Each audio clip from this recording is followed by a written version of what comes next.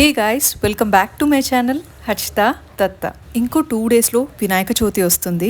So వినాయకుడికి చాలా చాలా ఇష్టమైన ఉండ్రాళ్ళ పాయసం ఈరోజు మీతో షేర్ చేస్తున్నాను. ఇది చాలా సింపుల్ వేలో ఎలా చేయాలో ఈరోజు చూద్దాం. ముందుగా ఒక చిన్న గ్లాస్తో గోధుమ పిండి తీసుకోండి. ఇది ఇద్దరికి సరిపోయే క్వాంటిటీలో చెప్తున్నాను. మీకు కావాలంటే ఇంకో గ్లాస్ ఎక్స్ట్రా తీసుకోండి. ఇందులో కొంచెం నూనె, ఉప్పు యాడ్ చేసి చపాతీ పిండి ఎలా తడుపుకుంటామో సేమ్ అలానే తడుపుకోండి. మీకు ఈ రెసిపీ డెఫినెట్గా నచ్చుతుంది.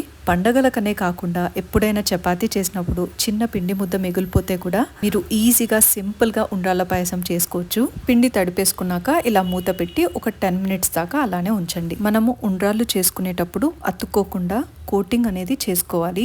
దానికి ఈ పొడిపిండి చాలా హెల్ప్ అవుతుంది. ఈ పొడిపిండి కొంచెం కొంచెంగా తీసుకుంటూ ఉండ్రాళ్ళు అనేది చుట్టేసుకోవడమే. ఇలా చేసుకుంటూ వెళ్తే ఉండ్రాళ్ళు అనేది ఒక్కదానికొకటి అతుక్కోకుండా పర్ఫెక్ట్ గా వస్తాయి. మరీ పెద్దగా కాకుండా ఈ వీడియో క్లిప్ లో చూపిస్తున్నట్టు ఇలా మీడియం సైజ్ లో తీసుకోండి. ఇలా కొన్ని ఉండ్రాళ్ళు చేసిన తర్వాత మధ్య మధ్యలో ఇలా పొడిపిండి చల్లుకుంటూ ఉండ్రాళ్ళు చేసుకుంటే అసలు ఉండ్రాళ్ళు అనేది ఎక్కడ కూడా స్టిక్ అవ్వవు. ఈ సైజ్ లో చేసామంటే ఉండ్రాళ్ళు అనేది బాగా ఉడుకుతాయి. తినేటప్పుడు కూడా చాలా రుచిగా ఉంటాయి. ఇక్కడ పొడిపిండి కరెక్ట్ గా 1 స్పూన్ దాకా నేను తీసుకున్నాను. ఆ మిగిలిపోయిన పొడిపిండి కూడా వీటి మీద అంతా కూడా స్ప్రెడ్ చేసుకుంటున్నాను. దీని తర్వాత ఒక్కసారి అంతా కూడా టాస్ చేయండి. అప్పుడు ఉండ్రాళ్ళకి పిండి అనేది ఈ విధంగా ఉండ్రాళ్ళకి అంతా కూడా బాగా కోట్ అవుతుంది.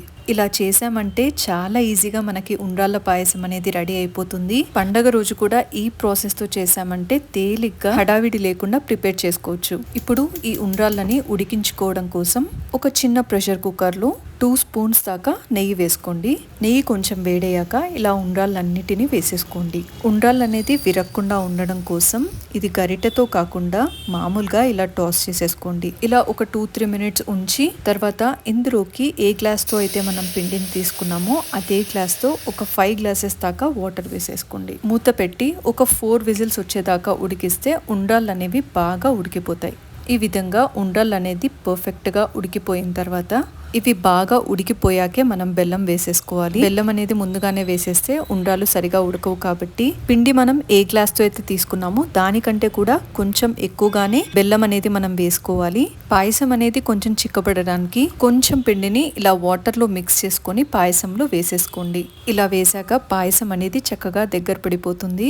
ఇలా కలుపుకుంటూ కాసేపు పాయసాన్ని చల్లారనివ్వండి. చల్లారాక పాలు వేస్తే పాలు విరక్కుండా ఉంటాయి కాబట్టి ఒక గ్లాస్ పాలు చల్లారాక పాయసంలో వేసేసుకోండి. ఇప్పుడు డ్రై ఫ్రూట్స్ ఫ్రై చేసుకోవడం కోసం ఒక చిన్న ప్యాన్ లో 2 స్పూన్స్ దాకా నెయ్యి వేసుకోండి. ఇలా గోడంబిని బాగా చక్కగా గోల్డెన్ ఫ్రై అయ్యేదాకా ఫ్రై చేసుకుని గుమ్మడి విత్తనాలు కూడా వేసుకుంటే ఇందులోకి చాలా చాలా బాగుంటుంది. గోడంబి బాగా ఫ్రై అయ్యాక స్టవ్ ఆఫ్ చేసి గుమ్మడి విత్తనాలు వేసుకోండి. అలాగే మంచి ఫ్లేవర్ కోసం కాస్త ఇలాచీ పౌడర్ కూడా యాడ్ చేస్తున్నాను.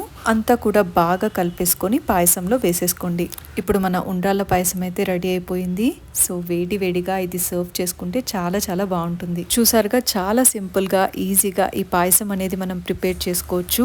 ఈ క్వాంటిటీస్ లో మీరు పాయసాన్ని ప్రిపేర్ చేసుకున్నట్టయితే మీకు పర్ఫెక్ట్ గా పాయసం అనేది కుదురుతుంది. కొత్తగా ఈ రెసిపీ ట్రై చేసే వాళ్ళు కూడా ఈ విధంగా మనం చేసుకుంటే చాలా సింపుల్ గా అయిపోతుంది పాయసం అనేది. నాకైతే ఇది చాలా చాలా చాలా ఇష్టం. మా అమ్మ దగ్గరికి, అమ్మమ్మ దగ్గరికి వెళ్ళినప్పుడు ఖచ్చితంగా వాళ్ళు నాకు ఇది చేసి పెడుతూ ఉంటారు. మీరు కూడా ఒకసారి ఇలా ట్రై చేసి ఎలా కుదిరింది అనేది నాకు కమెంట్ సెక్షన్ లో షేర్ చేయండి. ఈ వీడియో మీకు నచ్చిందని అనుకుంటున్నాను. నచ్చితే తప్పకుండా లైక్, షేర్ చేయండి. అలానే నా వీడియో మీరు ఫస్ట్ టైం చూస్తున్నట్టయితే సబ్స్క్రైబ్ చేయడం మర్చిపోకండి.